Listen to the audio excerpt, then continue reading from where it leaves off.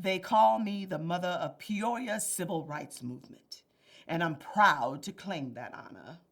My name is Valeska Hinton, and I helped lead the fight for civil rights, which changed the face of the city in the 1960s.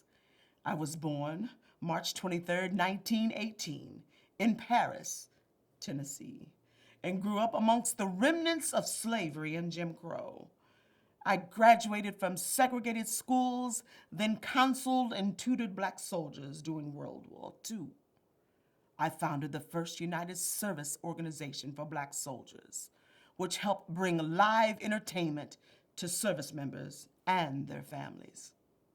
After the war, I moved to Peoria to work at Carver Center, which was only a few years old but was already a thriving hub of activity for Peoria's Black population.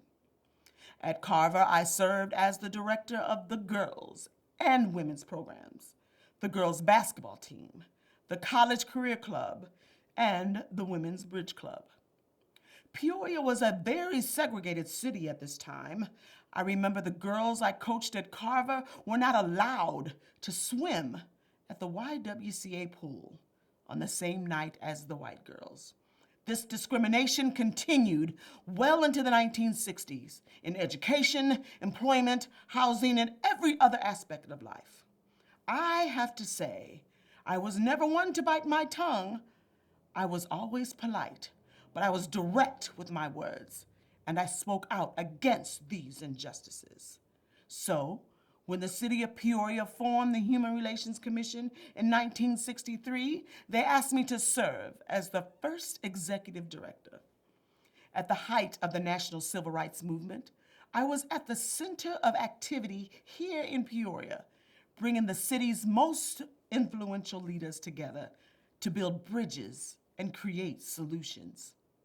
The right to live wherever you please, not just in certain neighborhoods.